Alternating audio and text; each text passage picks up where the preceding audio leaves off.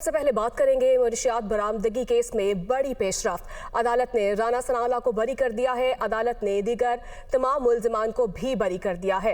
Inspector एहसान आजम और assistant director Imtiaz Cheema ने बयान हल्फी अदालत में जमा करवाया। प्रोसिक्यूशन के 2 गवाहों ने राना सनाउल्लाह के हक में बयान दे दिया है। हमारे सामने कोई मुनशियात बरामदगी नहीं हुई, प्रोसिक्यूशन गवाह की जानिब से ये मौक़िफ़ अपनाया गया। आपको आगाह किया जा रहा है, मुनशियात बरामदगी केस में बड़ी पेशरफ्त। अदालत ने राना सनाउल्लाह को बरी कर दिया है। अदालत ने तमाम मुल्जिमान को बरी कर दिया है। इंस्पेक्टर एहसान आजम और असिस्टेंट डायरेक्टर इम्तियाज चीमा ने बयान हल्फी अदालत में जमा करवा दिया।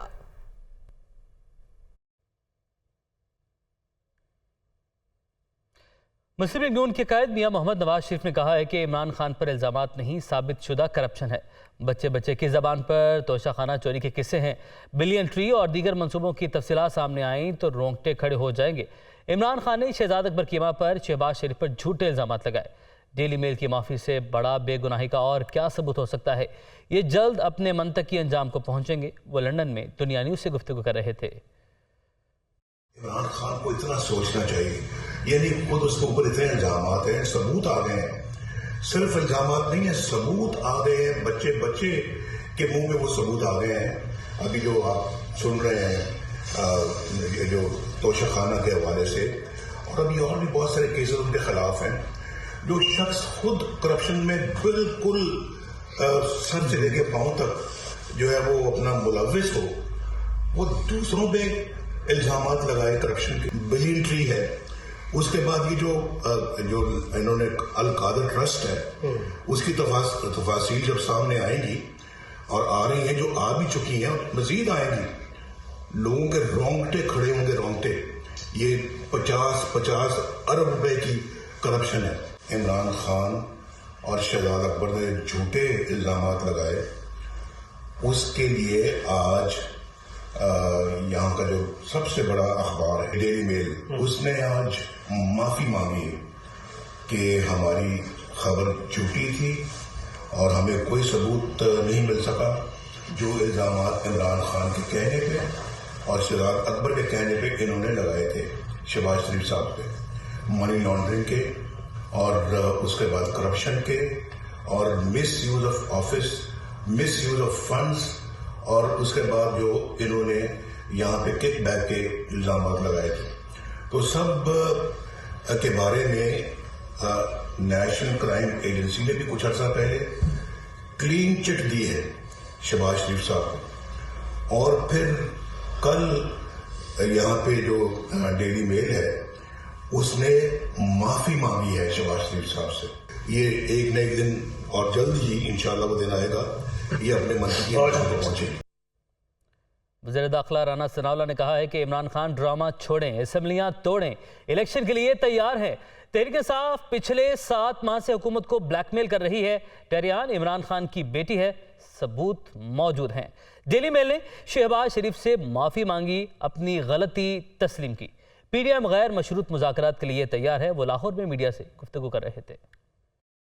ड्रामे को छोड़ो, असेंबली तोड़ के अगर इलेक्शन तुम चाहते हो तो तोड़ो असेंबली, हम इलेक्शन के लिए जो है वो तैयार हैं। ये पिछले 7 माह से हुकूमत को ब्लैकमेल करने, मकसद सिर्फ ये है कि मुल्क को सियासी तौर पे अदम इस्तेहकाम का शिकार रखा जाए। जब हमारे खिलाफ झूठे केसेस बनाए गए तो वो केस क्यों नहीं ख़त्म होने चाहिए? वो केस ख़त्म होने चाहिए, और वो केस जो है अगर ख़त्म हो रहे हैं तो वो ऐन इंसाफ हो रहा है। वो बच्ची जो है वो इसकी बेटी है और इसके एक से ज़्यादा जो है वो सबूत हैं, और आज तक जो है वो इसने डिनाई भी नहीं किया। बाकायदा वो डेली मेल ने जो माफ़ी मांगी है, जो अपनी गलती तस्लीम की है, वो गलती उन्होंने की शहजाद अकबर के कहने के ऊपर। गैर मशरूत मुज़ाकरात के लिए PDM की लीडरशिप जो है वो तैयार है। आरफ अलवी साहब जो है वो बीच में एक किरदार अदा करने की कोशिश कर रहे हैं। इससे पहले वैसे ये कोशिश जो है वो कुछ साहबान ने की, उनकी जो है वो बाद वापसी पे जो है वो इमरान खान ने मानी नहीं। तो वहीं स्पीकर कौमी असम्बली राजा परवेज अशरफ ने कहा कि एक दूसरे से दस्तों गिरेबान होने की बजाय मुल्क का सोचे। तनकीद और तज़हीक से मामला ठीक नहीं, मजीद खराब होंगे। कोई भी मुल्क गैर यकीनी की कैफियत में तरक्की नहीं कर सकता। सियासी इस्तेहकाम होगा तो मुआशी इस्तेहकाम भी आएगा। पाकिस्तान कभी डिफॉल्ट नहीं करेगा। मुल्क भी गैर यकीनी की कैफियत में तरक्की नहीं कर सकता। मईशत तो चल ही नहीं सकती। पॉलिटिकल स्टेबिलिटी जो है वो माशी स्टेबिलिटी। अब एक दूसरे से दस्तों गिरेबान होने के बजाय मुल्क का सोचना चाहिए। और अगर किसी के पास कोई मशवरा है, अगर किसी के पास कोई किसी मुश्किल का हल है तो उसको सामने रखना चाहिए। गाली गलोच से तो मामलात ख़राब तो हो सकते हैं, ठीक नहीं हो सकते। मुल्क में अगर आप गैर यकीनी की कैफियत पैदा कर देंगे, लोगों का कॉन्फिडेंस शेक कर देंगे, लोग जो हैं वो इत्माद जो है उनका, उसको अगर आप गुजान पहुँचाएंगे तो ये तो मुल्क दुश्मनी।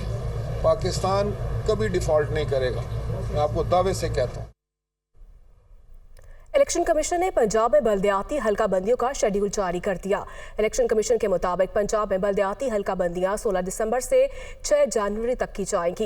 इलेक्शन कमीशन के शेड्यूल के मुताबिक पंजाब में हल्का बंदियों की इब्तदाई फहरिस्त 7 जनवरी को जारी की जाएगी और इस पर एतराज़ात 9 से 23 जनवरी तक दायर किए जा सकेंगे।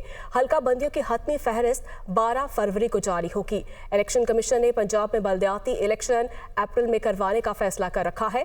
इलेक्शन कवानीन में तब्दीली की वजह से पंजाब में बल्दियाती हल्का बंदियां तीसरी बार की जा रही हैं।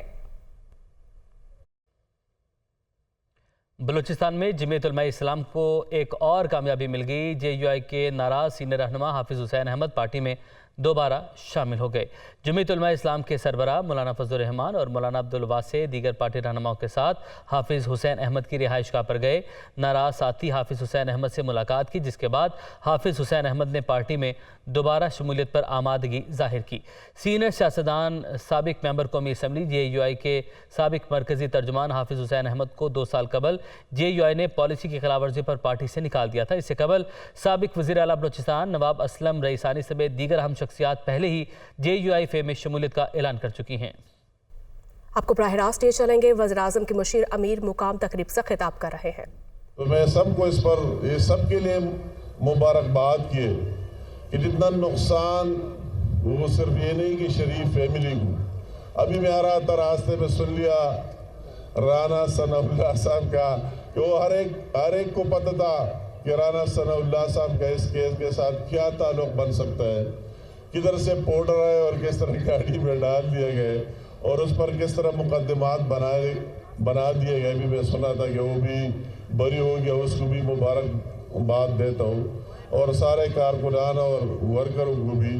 तो इसी हवाले से हमने कहा कि क्यों नहीं कि इतने एक शख्स ने पूरे कौम को गुमराह रखा, पूरी कौम को और नौजवानों को इस तरह झूठ बोल के, और कहाँ से उसने स्टार्ट लिया और क्या क्या नहीं किया। अगर आप इससे पहले देखते हैं कि बरतानिया की नेशनल क्राइम एजेंसी ने शहबाज शरीफ साहब की 2 साल तहकीकात करा दिए, 2 साल, और उसकी 2 साल में गुज़श्ता 20 सालों के तहकीकात करा दी कि उसने 20 सालों में क्या किया है। और वही सिर्फ पाकिस्तान से नहीं, UAE से और दूसरे ममालिक से भी सब कुछ तहकीकात करा दिया। और अल्लाह ताला का एहसान है कि वही भी उसको कुछ नहीं मिला और वही भी साबित हो गया कि वाकई शरीफ फैमिली चोर